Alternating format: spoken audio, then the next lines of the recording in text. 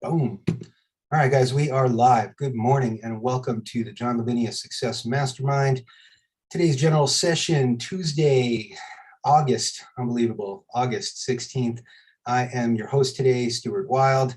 I'm a student of entrepreneurship and personal development.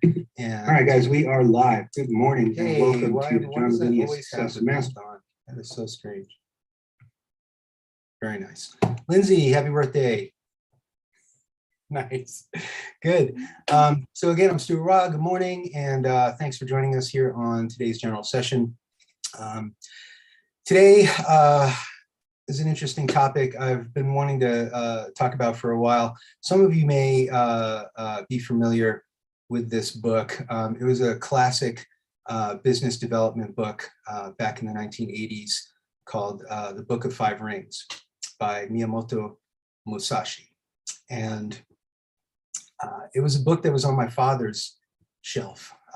And my dad was a corporate CEO in New York. And I remember being, a teenager and seeing this book on his bookshelf. And it was a picture of a samurai with a sword. And I never quite, understood what it was about. And it was this, business development book, business success and strategy and all this kind of stuff.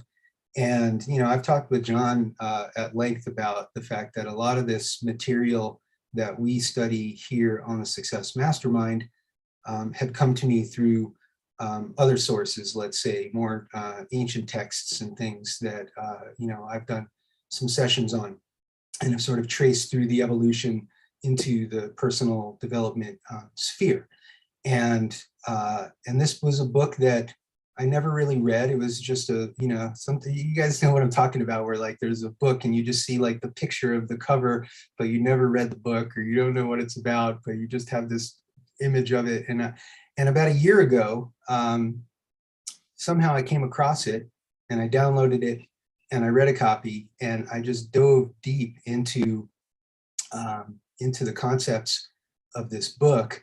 And then I read some other things by this guy as well. So that's kind of our topic today is the Book of Five Rings, which essentially is based on the 5 elements in Japanese Buddhism, and using elements in nature as tools for strategies and success. So without further ado, I'll do a little screen share here. And of course, as always, I've put together a little slideshow for us. You guys see that? I'm going to share my screen. Give me a thumbers. Nobody's got their screen on. Let's see. Yes, you did. Very nice. Thank you. All right. So today we're going to talk about the Book of Five Rings and the Path of Aloneness, 17th century samurai warriors, timeless rules for success. So here's this guy, Miyamoto Musashi, okay? And he's really a historical figure, and I really did not know very much about him, but I knew after reading this what a huge influence this person was on history, philosophy, martial arts. He's very revered in Japanese culture. He is known as the greatest swordsman who ever lived. His nickname is Kensai, which means the sword saint. Okay, and you would think that, and I'm not going to get into, let's say, stories of fighting and bloodbaths and all this kind of stuff, but this guy lived during feudal Japan in the late 1500s and into the mid 1600s. And his claim to fame was that he had survived more than 60 sword duels to the death. And he had developed a very unorthodox technique of using 2 swords, one long sword and one short sword. He also had developed a one-hand sword grip where in samurai culture, everybody held their swords with 2 hands, and he was seen as a maverick and as an unorthodox samurai. And the story with this guy was that he got caught in this national conflict, kind of a civil war, if you would, in Japan in the late 1500s. And in 1600, he was caught in the middle of a battle. There was a conflict between a warlord in the east named Ieyasu, what's his name? Tokugawa Ieyasu, and from the west, Toyotomi Hideyori. And he was from the west, and so he was one of the samurais of Hideyori. And Hideyori lost this great battle, and Ieyasu was victorious and essentially established the last shogunate, the lineage of shoguns that lasted until 1913 in Japan. And Musashi escaped with his life, but he became what is known as a ronin, a samurai without a master, right? And so he wandered the countryside, essentially, having duels and fighting people and all this kind of stuff for many years. Now, in 1612, there's this famous epic battle that is depicted here, but it's very famous in Japan. And there was a swordsman named Kojiro, Sasaki Kojiro, and that would be him on the bottom right-hand corner. And he was known at the time as the greatest swordsman in Japan. And so Musashi challenged him to a duel, and so they were to meet on this island of Funajima in Japan. And Kojiro was a very traditional swordsman. Good morning, Janet. And so Kojiro shows up on the island to duel Musashi, and Musashi, as a strategist, and the word that he uses in Japanese for swordsmanship is actually a strategist. And so he considers himself a strategist, even though he's a samurai warrior. And so Kojiro shows up on this island waiting to duel Musashi. And Musashi sleeps late. He gets some breakfast. He takes a bath. He shows up like 2 hours late to this duel. And he gets inside the head of Sasaki Kojiro, and Kojiro is furious. By the time Musashi shows up 2 hours late, he's absolutely furious.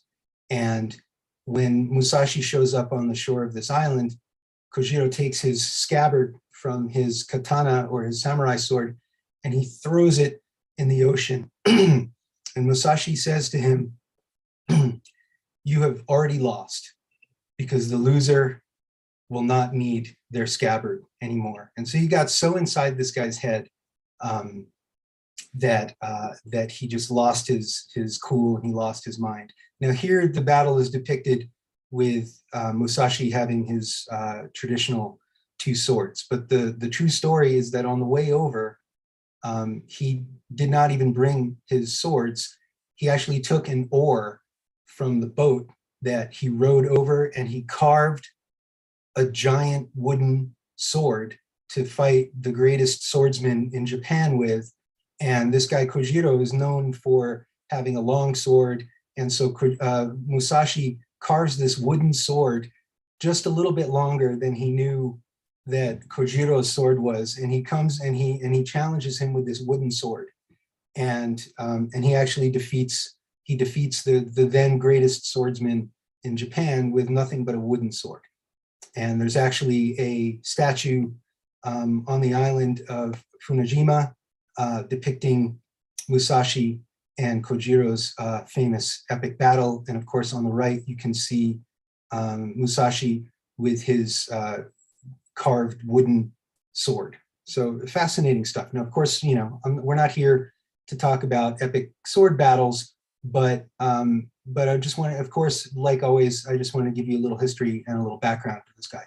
And so essentially what happened was, after this battle, Musashi had, what's up, Gail, son?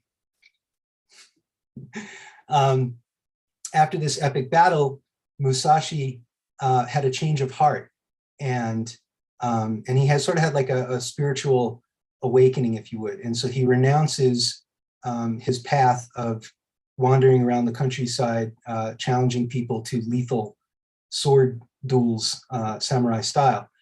And he becomes a teacher, and he starts schools of kenjutsu, which is the martial art of sword fighting.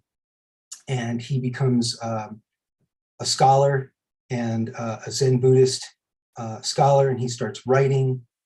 He becomes proficient in what you would call the non-martial arts. And so he starts painting, he starts writing, and he kind of creates this incredible literary renaissance in feudal Japan in the 1600s. And the books that he wrote are now 400 years old, and they're still revered today as amazing works of literary art. And of course, they're also used in business development, personal development, things like that. So he became an artist. This is actually a self-portrait of him from the 1600s, which is pretty cool.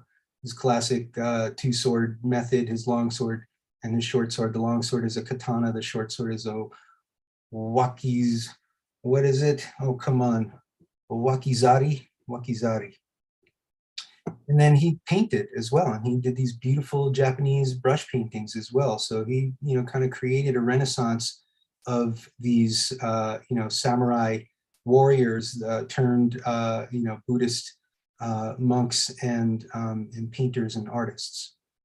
And so the two famous books that he wrote, one is called Gorin no Sho, which translates to the Book of Five Rings, which, as I mentioned, is about the 5 Japanese Buddhist elements and how he used them in his art and in his craft, let's say, for victory and success. And that book in particular has been used in the business development world, and we'll dive into that in a moment. And then the other book that he's famous for is another one called the Dokudo, which translates to the Path of Aloneness, because again, he was a Ronin, he was a samurai, a warrior without a master. So he wandered the countryside being his own master. So let's see what we got next here. Boom. So the Book of Five Rings is basically broken down into 5 chapters. And each chapter is based on a different element in Japanese spirituality and Buddhism. And so the first book is called the Ground Book. And of course, the ground is the earth element. The second book is the Water Book. The third chapter is the Fire Book. The fourth chapter is the Wind Book, of course, which is the air element. And then the Book of the Void, which is emptiness. So we're going to touch upon these things. And as we're going through this stuff, a lot of this is my own interpretation. And I'm interested to hear what you guys think about some of this stuff and what these things mean to you. And of course, realize that this book was written 400 years ago and is mostly about sword fighting and samurai, bushido, and code of honor and things like that. And all these things have been, let's say, translated over the centuries to be used as a handbook for success in any of our endeavors. And of course, most recently in the last 100 years or so for business success. So the earth element, or chi, or the ground, he talks a lot about the importance of having a solid foundation that is based in discipline and practice, right? And being firmly rooted or grounded in philosophy and mindset. And so his 2 big things were discipline and mindset. And I think that we would all agree on these calls that that those are important, of course, in our businesses, in entrepreneurship as well. And he talks about knowing your purpose, right? And to me, I immediately think about, finding your why, right? And we've talked a lot about this. And of course, John has helped us in the process of understanding what our purpose is. Napoleon Hill talks about having a definite sense of purpose. And so this concept of understanding why you're here, and setting goals, having a clear vision, a strategy for success, right? Of course, this whole book is all about strategy and how to defeat your opponents and things like that. And of course, in business, you might translate opponent for competition, right? And of course, he also talks about really, your only competition is with yourself, right? And so we understand this concept of personal development. And there's some cool quotes at the end that I'll share with you that touch upon that stuff. And the other thing that, let's say, you'll hear me kind of go from what I think the basic concepts are in terms of how he explains his strategy in terms of sword fighting and his craft and his art. But I'll kind of wind it out into concepts for business success, right? So having a clear vision, a strategy to achieve our goals, having a clear path to success, having a solid understanding of our market and knowing our place in the market is all about being rooted, grounded, and understanding the chi element. The next element and the next book, the next chapter in this book is Mizu, or water. Okay, now of course, water, immediately, I'm sure you think about being fluid, right? And being adaptable. And he talks a lot about when you're talking about strategy in battle, it's always about constantly reevaluating, being able to take in new information and adjust your strategy. Of course, I'm immediately reminded of my favorite Bruce Lee quote about be like water, my friend, right? Water fills the cup, it takes the shape of whatever you put it in, be like water. He talks about understanding the ebb and flow of things. And of course, immediately I'm reminded of the Hermetic principle of rhythm and that which comes in goes out, and the seasons and the plantings and the tides and the ebb and the flow. And really, this is about understanding, let's say in nature, that everything changes and that we have to be adaptable to those things. But of course, in business, those same rules, those same principles apply, right? And so markets change, trends change. The thing that you sold a lot of last year, you may not be selling anything of this year, right? And I'm interested to hear your thoughts about, let's say, the water element and business. But I'm reminded of the Bob Proctor quote that I ask John every single time, something about if your business isn't changing, or if you don't change your business every 5 years, you're going to be out of business in 5 years. And maybe John will remind me of what that quote is. But that's the concept of the water element. And then Ka is the fire element. And fire is all about taking action and making decisions, right? And in this chapter, in this book, Musashi talks about the concepts of knowing when to attack and knowing when to wait, right? And I would say that can also be like knowing when to step on the gas and knowing when to hit the brakes, kind of thing. And that there's timing in everything. And while we may see action as a constant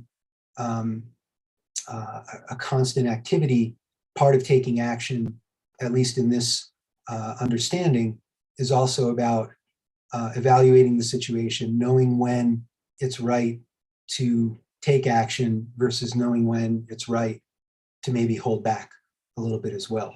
And in the Ka element, it's also about processing information rapidly so that you can make decisions and take action. He also talks about the importance of switching up your tactics and not being predictable, right? And again, I guess that also kind of hits on that concept of you have to adapt to change, but at the same time, don't get stagnant. Be proactive in our businesses so that we don't fall into the trap of being predictable, let's say. And the fire element is also about seizing opportunities as they arise and overcoming obstacles and adversity. So fire, as you might imagine, is a very active, hot element, if you would, right? And then kaze is the wind element or air. Now, what's interesting is that the character for wind is also the character for style. And so in this chapter, in this book, Musashi talks about how important it is to understand all the different styles of battle, of swordplay, and of course, really what this translates to for us. And he talks about knowing your enemy and knowing their sword, right? So not only knowing yourself and your own strengths and your weaknesses, but also knowing your enemy, right? Kind of a Sun Tzu kind of thing there, where it's important to know who your enemy is, what their strengths and their weaknesses are. And again, in business, that really translates to doing a competitive analysis, right? And understanding who your competitors are, what strategies they're using, so that you can be most effective in your own business. The wind element is also about, he talks a lot about being alert and staying awake and aware and having a certain level of perception, almost an uncanny, superhuman level of perception, so that he talks about learning to perceive what the eye cannot see, right? And so sensing opportunities on the wind, if you would, sensing opportunities that may not be as apparent, right? And I know in my own experience, some of you guys have heard me talk about, I've made a bit of a career change recently, and there was an opportunity that presented itself to me, and I jumped on it, and it's been a really wonderful, amazing experience that has also been very lucrative for me. And so if I didn't keep an open mind to opportunities, then I might not have seen it to be able to take it and take advantage of it in that sense. So I think that's important to me, is sort of being able to sense things that aren't quite as obvious, right? And I'm interested to hear your take on that as well. And then also he talks about using the wind element to be able to avoid distractions. And I think we would all agree that distractions, of course, keep us from achieving our goals, right? Whether it's our phones or screen time or other things. I know John talks a lot about turning off all of his notifications and things like that, so that we're not distracted during our focused work time. And this chapter also hits upon that. And then the fifth element is the void.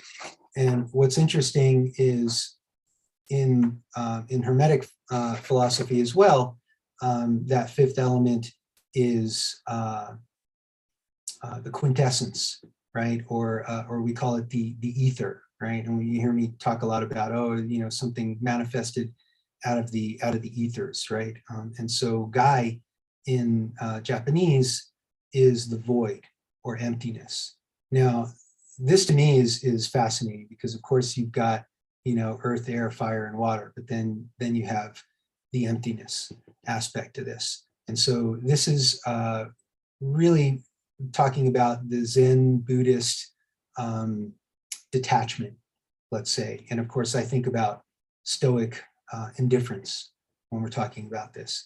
And Musashi talks about showing no preference between this or that, and having no preference in terms of the outcome, and not being attached, not being emotionally attached to one thing or another. I was just talking with John about this a little bit earlier, about keeping an even keel in business and not letting the highs take you too high, because the lows are going to come, and you don't want to get crashed upon the shore by the lows. And so being able to just stay at a steady on kind of emotional level when it comes to our businesses, or honestly even events in our lives, right? Now the void, when I think of the void, I think of two things. I think about taking an inner journey, right? And so I think about meditation and self-reflection and personal development. But then I also think about the concept of perspective as well, and stepping out of ourselves a little bit and removing our ego, getting rid of our ego, and getting some perspective on the situation. He talks a lot about accepting what is and working with it and not fighting and not struggling with nature, right? Because you always lose. He talks a lot about being objective in our observation of situations. And he talks a lot about contemplating all the different angles, right? And in order to do that, you really do need to kind of step out from the middle so that you can see all the different strategies, all the different techniques. And of course, he's talking about this in the art of war, but in the art of business, I think that that's important as well, where if you can step out of the situation because, right, you know, there's stress, there's drama, there's this crisis, there's that crisis. And if we can step out of that a little bit and we can see the situation from all perspectives and all angles, then when it comes time to enter back into the fire mode, and you can tell that these are not mutually exclusive, right? This is about flowing in between all of these elements, right? So you go from the void where you're maybe in a contemplative place, then you go into the fluid water place where you're being adaptable, then you go into the fireplace where you're using all that information to make decisions and take action. And then the Dokudo, which he wrote kind of on his deathbed, the last couple of years of his life, he wrote the Book of Five Rings as a hermit in a cave for 2 years. And then the Dokudo he wrote in his final years of life, and it's called the Path of Aloneness, and it's really about the lessons that he learned as being a man without a master and just being an individual sovereign roaming the countryside, let's say. So, you know, I won't get too into these, but I wanted to put them all down. And, you know, I'm interested to hear your take on these. Some of these may resonate and really ring true with you, and others you might just say, that doesn't do it for me. Accepting everything just the way it is, right? Again, that seems very stoic, very Zen Buddhist to me. And, you know, going back to this, the serenity prayer that we had talked about, to accept the things I cannot change, right? So accept everything just the way it is. Do not seek pleasure for its own sake, right? So again, this reminds me of the Stoic concept of temperance and moderation, and not being too gluttonous, let's say. And do not under any circumstances depend on a partial feeling. Now this is interesting. I kind of thought of John when I saw this, because this reminds me of like a maybe, a partial feeling, like no commitment. And if you're not 100% committed, then of course you don't achieve your goals, right? So don't depend on a partial feeling. Interesting. Here's a cool one. Think lightly of yourself and deeply of the world. That's pretty profound, I gotta say. Be detached from desire your whole life long. Now, again, those of us that are students of Napoleon Hill, who talks about having a burning desire, you know, we might take issue with that. So again, I'm not putting a judgment value on this. I'm just putting this out there that this is what he is saying is his rules for living a right life. No regrets.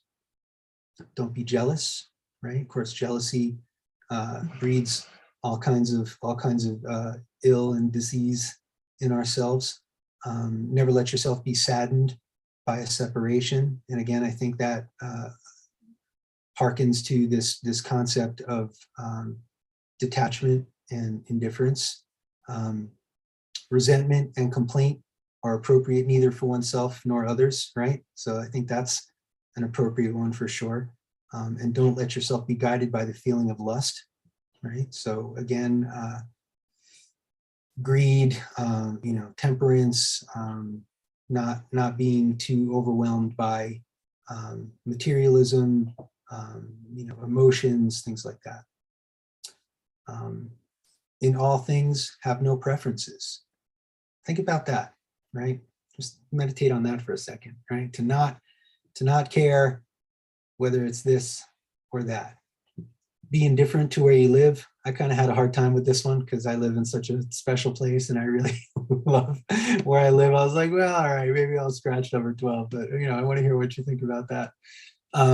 Again, going back to this concept of temperance and moderation. Don't pursue the taste of good food. Don't hold on to possessions you no longer need. Do not act following customary beliefs. So this really ties into his wanderings as a Ronin. But this also reminds me, 2 weeks ago, we talked about the Hellenistic philosophy of cynicism, and that was one of their core beliefs was, do not follow social norms, customary beliefs. Here's one that, may apply to some of us on call here. Do not collect weapons or practice with weapons beyond what is useful, right? So, and some of us may take issue with that one. Do not fear death. Again, this reminds me of the Stoic meditation of memento mori, right? Know that you will die. He, as a warrior, as a samurai, he talks about you have to enter every battle as if it is your last, right? And Carlos Castaneda talks about the same thing, right? And we talked about this even in the concepts of Stoicism, where live every day like it's your last, enter every battle like it's your last, make every decision like it's your last. Time is short, your life is short. Don't fear death. Do not seek to possess either goods or fiefs. When was the last time you heard somebody say fief?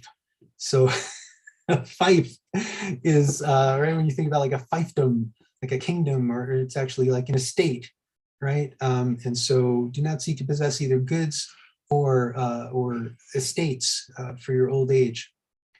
Respect Buddha and the gods without counting on their help. I thought this was an interesting one, right? So be respectful and have a relationship with your creator, but don't expect anybody's going to do anything for you, right? And so, it's this kind.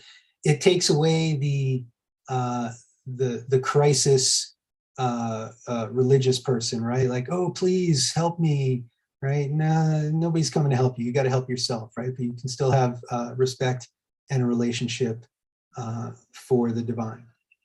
You can abandon your own body, but you must preserve your honor, right? And I thought that's a cool one because your body is fleeting, right? It's a temporary state.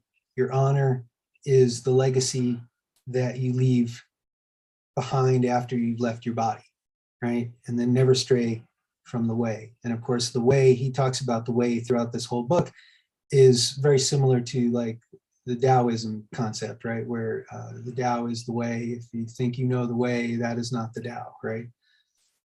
So here's some cool quotes from the book that I pulled out that really touched me, and I'll share them with you here. From one thing, know 10,000 things, right? How do you take a look at one thing and meditate on one thing, one concept, and expand that out to endless knowledge about other things? Step by step, walk the 1,000-mile road, right? This might even be the origin of the famous quote, a journey of 1,000 miles begins with one step, right? And then this goes back to the wind element, perceive that which cannot be seen with the eye. So it's really about having this extrasensory perception, if you would, a certain level of awareness, right? And again, I think about Don Juan and Carlos Castaneda and his whole concept of awareness and just being able to know what's happening all around you, even if you can't see it. It is difficult to understand the universe if you only study one planet. And think about this. This is a guy 400 years ago, dropping some serious wisdom, right? I mean, most people weren't even really thinking about other planets or understanding the universe, right? Most people were pretty egocentric and pretty geocentric. So that to me speaks to the expansive mind of Musashi. Check this. The purpose of today's training is to defeat yesterday's understanding. Right? And so you want to be a better person today than you were yesterday. And the thing that you think you know for sure as a truth, well, your goal from today is to understand new truths and maybe evolve beyond what you experienced as yesterday's truth. And then determine that today you will overcome yourself from the day before. So this goes back to this concept of competing with yourself, training so that you are better than the you of yesterday. And then one of his famous quotes, which to me I think is, just great words to live by in life and in business. So no fear, no surprise, no hesitation, and no doubt, right? And as we know, fear is the enemy and the source of many things, right? Because if you're afraid, then you won't act, right? And if you won't act, then you won't make a decision. If you're afraid, you're going to hesitate. If you're afraid, you're going to have doubt. No surprise is really harkens to me to, again, the understanding of the principles of rhythm and the principles of polarity, and understanding that everything has an ebb and a flow, everything has a cycle, everything has its own time, everything has a course. If we are aware, if we have that level of awareness that we sense opportunities on the wind, or we know how to read the tea leaves, let's say, we know how to see the storm is coming, then we're not surprised, right? And so these things, I think, are powerful words in terms of living a healthy, happy life, but also for achieving our goals and being successful in our businesses.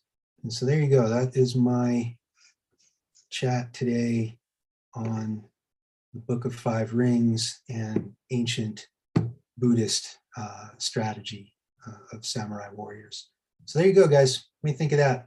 Hit me up with some comments. I'm really interested to hear what you guys think about all this, and if any or some of this stuff applies in your lives, in your business. All right. Hey, Janet. Hey, hi. I'm sorry I was late. Oh, it's all right. Trying to get everything, trying to get my Wi-Fi on. Anyway, this is fabulous. I think, we could spend a session on each one of those points and each one of those quotes. This is so full, Stuart. It's like, where do I start? First of all, I'm not surprised that he went from,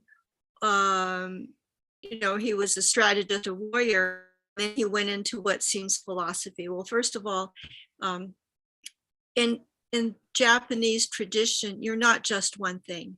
You are not just one thing. If you paint, you also are a poet and a calligrapher, because your painting has those elements, and you're not, and I think there's one more, you're not complete unless you can do all of those things really well. Then you can produce a painting. But each of those disciplines takes a lot of doing and a lot of learning. So I'm not at all surprised. And I love, there's so much that you brought out. Really, I would say a week on each point, but the rhythm and the polarity and all of that you just talked about, training today and letting go of beliefs that no longer serve you.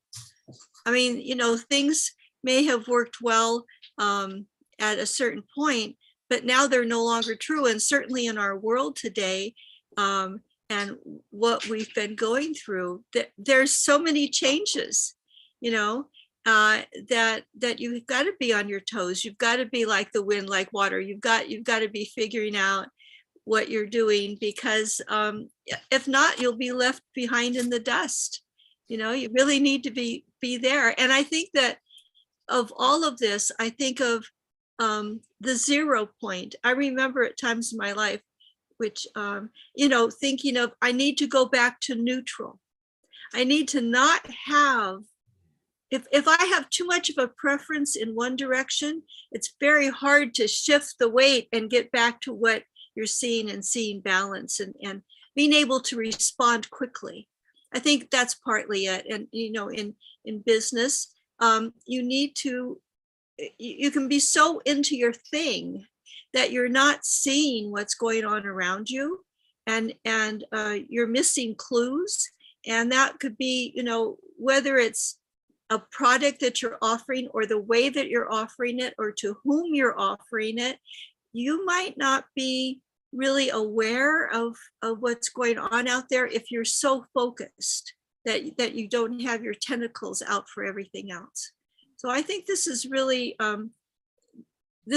so you saw me taking pictures, this is so profound, all of the points. And I really love them, and I will want for myself to go back through, but I wish as a group we went one by one and really, really talked it out, because there's so much here. But and I know in, excuse me, in breath work and meditation, I've gone into the void. I haven't heard the music. I haven't heard anything. I was just gone. And that's, when we go into ourselves is when we find answers that are right for us and how we respond in the world and how we bring our own gifts to the world. So that's so important that that was brought into it. It's not just the 4 elements, it's 5. And that's really where we, like I said, find what's right for us, find our own direction, not just taking directions from others that may or may not suit us. So there's so much, Stuart. This is so typically Stuart in so many wonderful ways. I'm really glad that I got it. I got some of it. I'll go back and listen to the beginning of it, but so many wonderful points. So thank you so much. Thank you, Janet. And wise words from the shaman.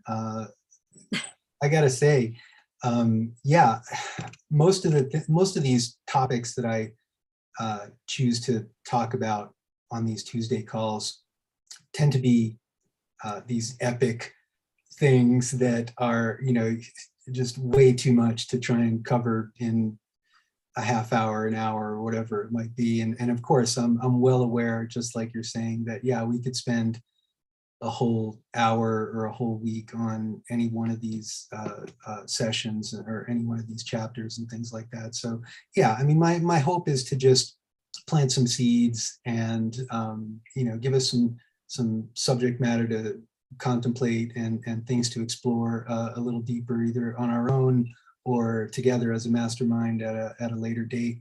I appreciate you bringing up the concept of the void and how that has been important and how you've used that in your life to reconnect to center, sounds like, and just kind of going within, because it's true in life and in business, things get chaotic and we have a tendency to get swept away in everything and veer too much to one direction or the next, right? And coming back to that balance point, I think, is really what you're talking about. So I appreciate all your comments and all your wise words. So thank you very much, Janet. Thank you, Stuart. Anybody else? Lindsay, you look like you want to say something. What's going on? No, I thought that was excellent as always. And I thought it was a nice arrangement of how we flow from day to day. Some days we will be. I was listening to Janet. That was so good. Yeah, we'll be like in the water in this, flowing with everything, and then you have to get to the void to get back to your, and we should speak sometimes. Sometimes we should just take it in. It's just like it put everything in its place. If that makes so, I like that. I do too. That's the only way to describe it. It's really good. Well, I mean, this is what fascinates me about all these ancient traditions, that people spent a whole lot of time thinking and trying to figure out and understand how the world works, right? And how the universe works, and what is our relationship with the things around us. And whether you're talking, the five elements in Chinese medicine, or the five elements in Japanese Buddhism, or any other understanding of the way the world works, the seven hermetic principles, all these things are all really the result of people taking time and energy to pay attention to the way things are, and going within and going without, and all these things. So yeah, I'm fascinated by all this stuff, and I think it's cool that it all ties into business and success and all these things. And so yeah, I'm glad to be able to present that stuff. And of course, for me, this was a journey last night, putting all this stuff together too. It's part of why I put together these things, because I wouldn't be able to just kind of ramble on and be able to do this in such a cohesive way. So for me, these sessions are journeys, and educational experiences in myself. So I feel more whole and enriched by studying these things, putting these things together, and then presenting them to you guys. So thank you. Gail, how you doing? And is that Stefan? Is that your name, man? What's up, dude?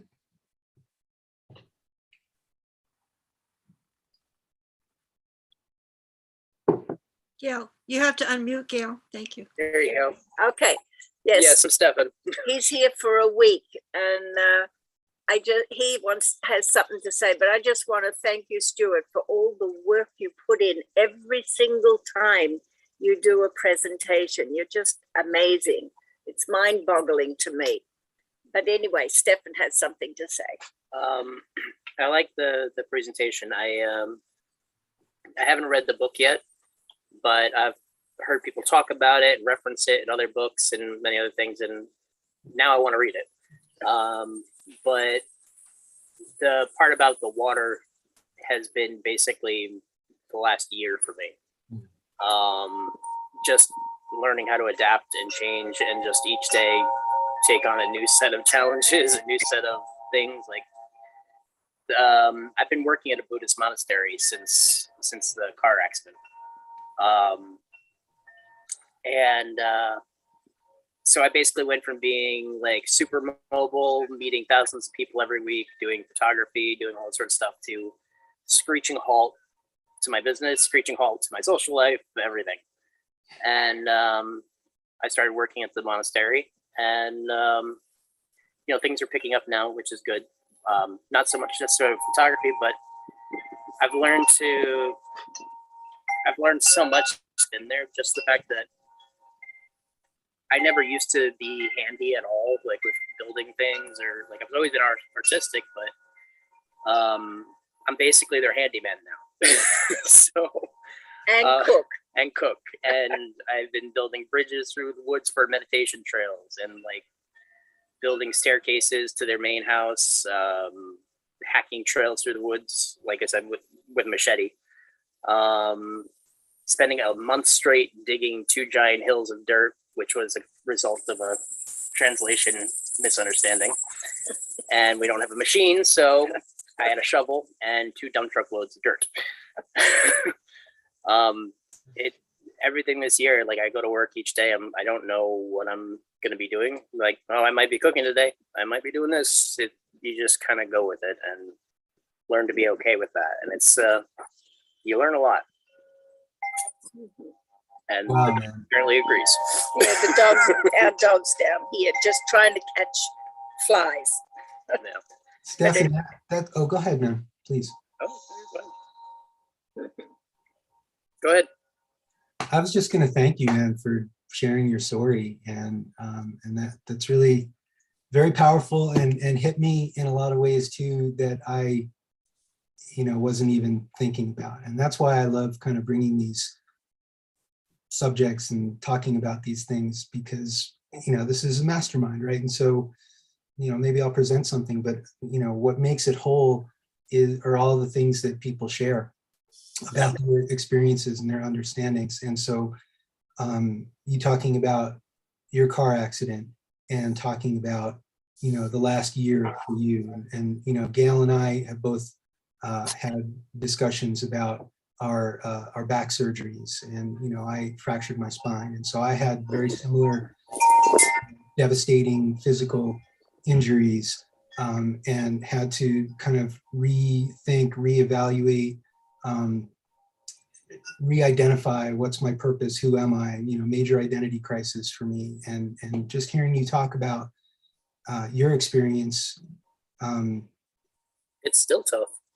Like there are some days where I'm like, I spent so long saying I'm a photographer that I almost feel guilty by the fact that I didn't think about photography on a certain day. And I'm just proud of the other work that I've been doing. And I used to think doing labor work was rather ignorantly kind of beneath me, and found out that I enjoy that more than a lot of the other work that I've ever even done before. There's just so much that changes. And I mean, it's been tough, but it's also been really good. I mean, I got an e-bike back in April, and even though it has the motor on it, like you still have to work. If you ride like I do. It's electric assist. Yes, and I've put 1,300 miles on it since April. Oh my goodness. Dude, that's amazing. That's fantastic. So, yeah. What's the old saying? The old Buddhist saying? Maybe they say this at the monastery you work. Before enlightenment, chop wood, carry water. After enlightenment, I've heard that before, yeah. chop wood, carry water, right? And you know, the basics of life don't change, and finding meaning and spirituality in even the most mundane of tasks, and the things that we think you know, might be beneath us, like you're saying, right? Physical labor and all that kind of stuff. Man, I had a very, very similar experience that you're having as well, and you're describing. You know, for almost 30 years, I was the guy with the llamas, right? I was the wilderness guide, and then I had this, you know, devastating injury that essentially, you know, not only created a situation in my life where, you know, I was unable to provide for my family.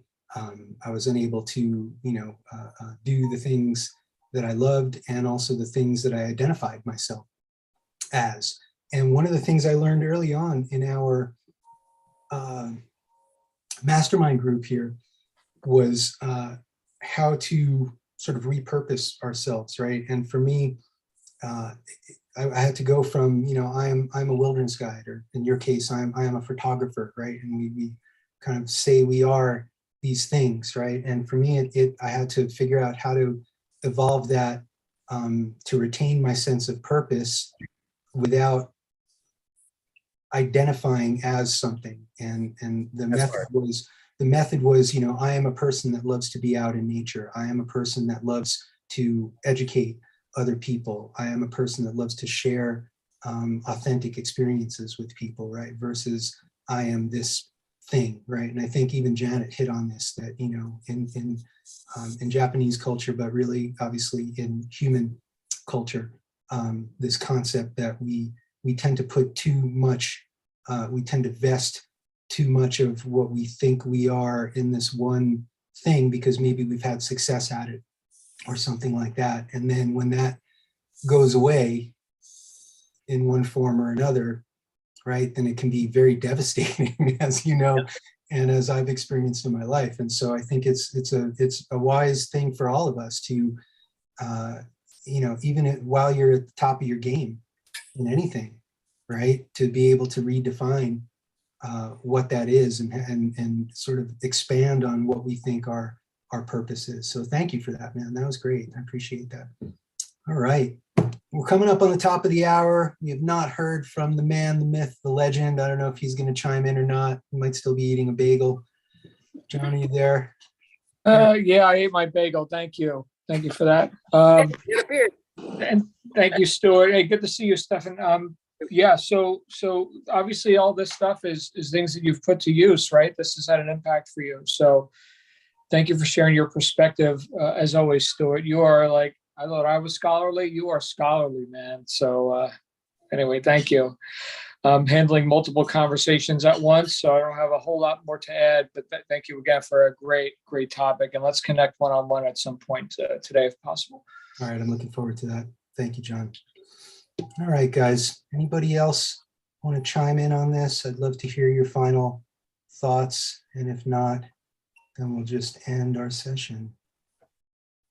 No, this was fabulous, Stuart, and you know, Stefan and you and myself as well. You know, redefining yourself, or maybe in light of today, not defining yourself. maybe like just, that better. you know, coming from your core, have a really strong core. And from there, all things are possible and all things are seeable. And I really like, you know, one point that we hadn't talked about is to be able to sense or see the unseen, to be able to take things that are still in the ether, to be aware of things that are not just so solidly in front of you that you can't miss them. You know, really to tune in to the universe. And so that was part of what you brought up in this as well. And I really value all of that. So Thank great. you, Janet. Thank you. Hey, I got one more thing to say. Stefan, you inspired me. You made me remember a couple of things. Before I left the East Coast and moved out to the wilderness in New Mexico, the last real job that I ever had was working at a Japanese strolling meditation garden. And my job. I just helped repair one over the summer. So when you said that, I was like, oh man. But my job was to go to the Zen garden and rake the gravel and the sand in the spirals. We had these big ginkgo trees that in the fall, they would drop the leaves on the holly shrubs. And so my job was to walk around with a big basket and pick the ginkgo leaves off of the holly shrubs. They had a big koi pond and a traditional tea house where they had a woman come every week and do traditional tea ceremonies. And they had a shakuhachi flute player. Oh, that's cool. And so, you know, I'd be out there picking leaves off of the shrubs, listening to the Japanese flute. I mean, it was one of the best gigs I ever had, right? And we did these Japanese gardens with rock gardens, and we would take these rocks that were more than several tons, probably. And if you're familiar, I'm sure you are, with the concept of the stonework in the Japanese gardens, they'll use rocks to evoke and invoke feelings of masculinity, femininity, mountains, water, things like that. And so they'll take like smooth river stones and they'll make a curvy little path to imply a river, even though there's no water there. Or you'll take a big pointy rock and put it up on its, on its edge to imply, a mountain or, masculine energy and things like that. And we would have to move these rocks. Talk about, your mountains of dirt, right?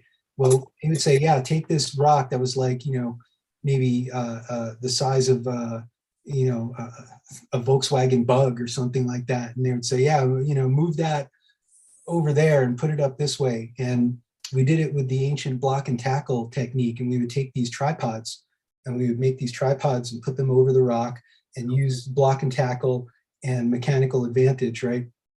And, it would only be a few of us. And we would literally take these rocks that were, the size of a small car, and we would hoist them up. One person would, and of course you have many pulleys, right, to, create mechanical advantage. And then we would take the rock and we would swing it and then put it down. And then we would take the tripod and we'd move the tripod. And then we'd hoist the rock up again. It would take, just unbelievable stuff. So talk about, meditation and chopping wood and carrying water and all that kind of stuff. So cheers to you, buddy. And thanks for being with us today. And thanks for joining me, guys. What a great session. And if you missed some of it, it'll be on YouTube and on the John Lavenia Success channel. So I don't think we have anything going on tonight for housekeeping, but tomorrow on Wednesday for general session, we've got our friend Glenn Henderson who will be hosting. And so again, thanks for joining me, and we'll see you next time. Cheers, Thank everybody. you. Bye.